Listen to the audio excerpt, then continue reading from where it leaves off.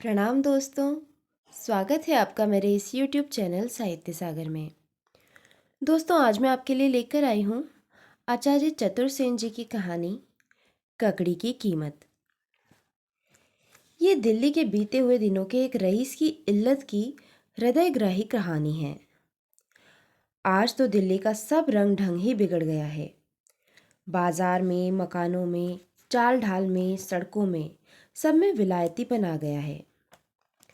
जब से दिल्ली भारत की राजधानी बनी है और नई दिल्ली के चकाचौंध को मात करने वाली विचित्र नगरी बसी है, तब से दिल्ली यद्यपि पंजाब से पृथक अलग सूबा बन गया है, फिर भी उसमें बुरी तरह से पंजाबीपन भर गया है।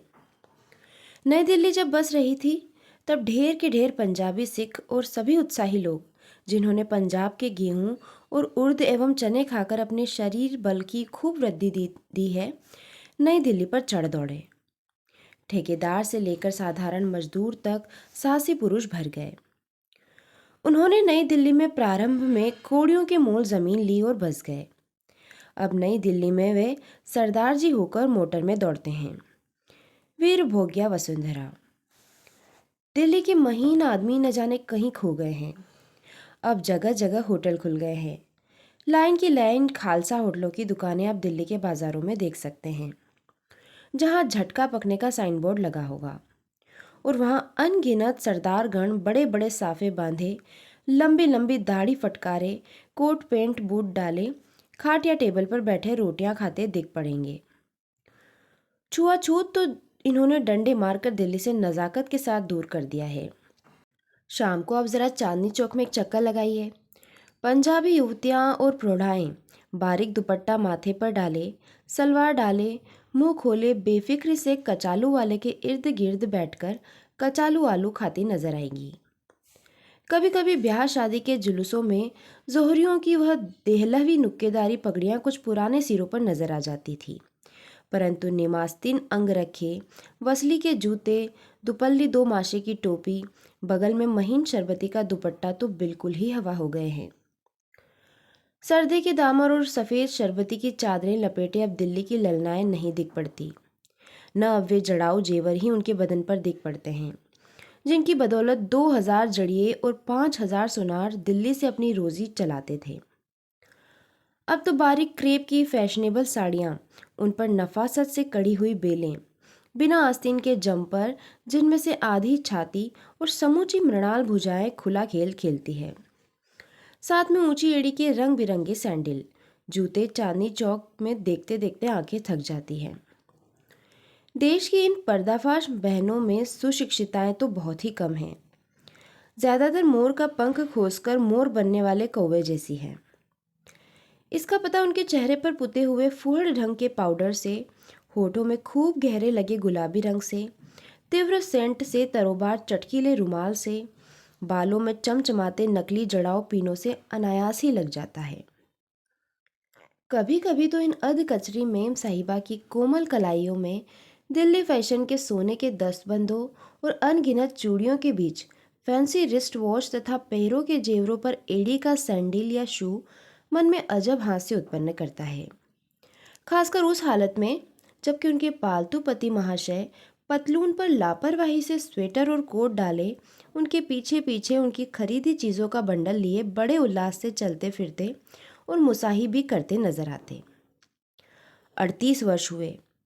उस समय दिल्ली के चांदनी चौक में अब जहां अगल बगल चलने वालों के लिए पटरियां बनी हैं, वहां सड़कें थीं। सड़कें कंकड़ की थी। उनमें बहली मझोलिया इक्के सरपट दौड़ा करते थे।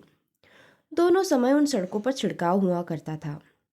बीचों बीच अब जहां चमचमाती सीमेंट की पुख्ता सड़क है, वहां नहर पर पटरी बनी थी। उनके दोनों ओर खूब घने वृक्षों की छाया थी।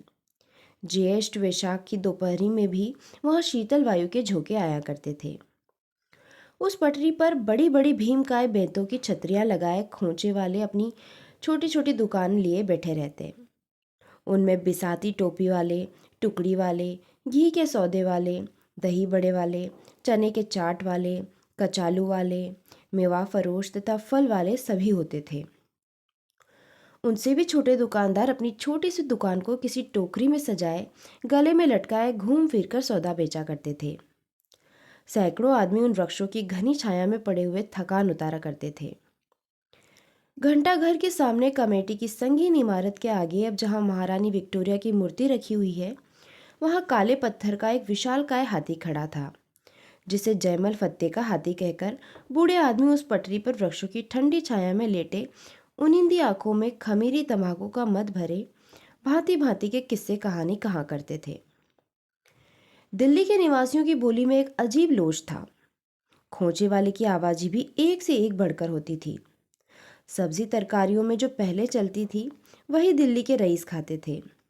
भिंडी और करेले जब तक रुपए सेर बिकते थे, कच्ची आम की केरियां जब तक 12 आने सेर बिकती थी, तभी तक दिल्ली वालों के खाने की चीज़ समझी जाती थी।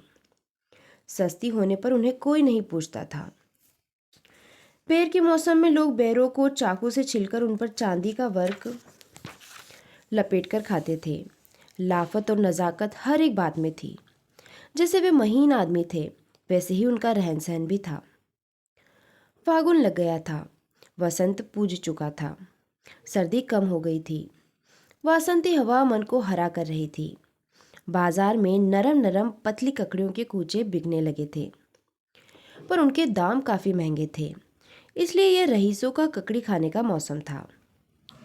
एक जवान कुंजड़ा सिर पर नारंगी सापा बेपरवाही से बांधे, बदन पर तंजेब का ढीला कुर्ता पहने, गले में सोने का छोटा सा ताबीज डाले डोरे में लटकाए, आंखों में सुरमा और मुंह में पानों की गिलोरियां दबाए, कमर में चौखाने का तहमत और पैर में फूलदार सलेम शाही आधी चटांग का जूता पहने ककड़ियां बेचता पटरी पर मस्तानी अदा में घूम रहा था।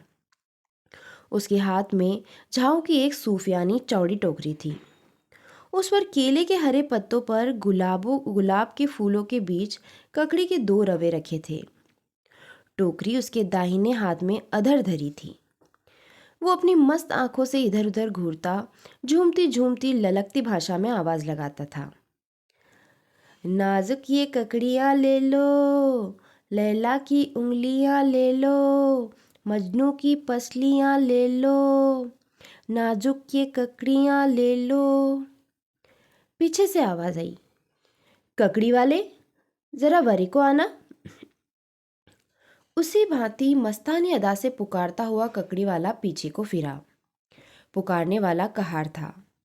वो एक बुढ़ा आदमी था। उसकी सफ़ेद सफ़ेद बड़ी मूछें, पक्का रंग, लट्ठे की मिर्जई, दुपल्ली टोपी और चौखाने का अंगूछा कंधे पर पड़ा हुआ था। ककड़ियों को देखकर उसने कहा, सिर्फ 2 ही रवे हैं? अभी ककड़ियाँ कहाँ, वो तो कहो मैं 4 रवे लाया था, 2 बिक गए, 2 ये हैं, लेना हो तो लो, मोल भाव का काम नहीं, चवन्नी लूँगा। बूढ़ा कहार अभी नहीं बोला था। एक युवक ने तीव्र आवाज में कहा, 8 अन्नी ले लो जी, ककड़ियाँ हमें दो। पहलवान युवक भी कहार था। उसकी मसें अभी भीगी थी। भुजदंडों में मछलियाँ उभर रही थी। उसने हैरती हुई आंखों से बूढ़े कहार की ओर देखा और 8 अन्नी टन से झाबे में फेंक दी। सौदा हमसे हुआ है जी, ककड़ियाँ हम लेंगे, ये लो 1 रुपया, ककड़ियाँ हमें दो। कुंजड़ा क्षण भर को स्तब्धित रहा। उसने प्रश्नवाचक दृष्टि से युवक की ओर देखा।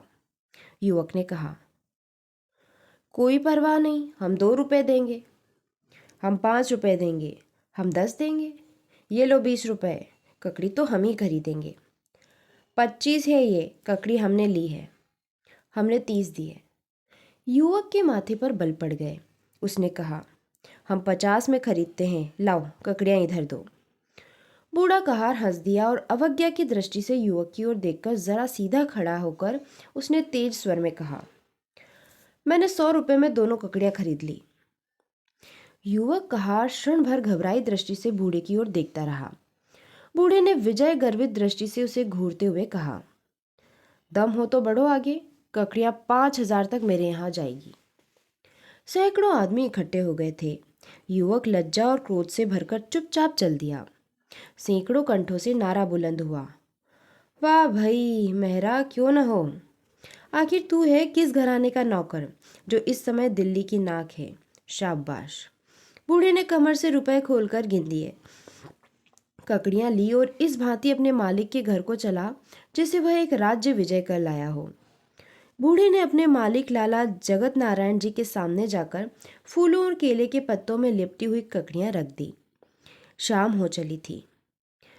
लाला जी ने पूछा, क्या 2 ही मिली? जी हाँ, बाजार भर में 2 ही ककड़ियाँ थी, जिन्हें आपका सेवक 100 रुपये में खरीद लाया है। इसके बाद कहार ने जो घटना बाजार में घटी थी सब कह सुनाई। लाला ने सब सुना। क्षण भर वे स्तंभित रहे। क्षण भर बाद उन्होंने अपने गले से सोने का तोड़ा उतारकर बूढ़े के गले में डाल दिया और उसके बदन को दुशाले से लपेटकर स्वयं भी उसमें लिपट गए।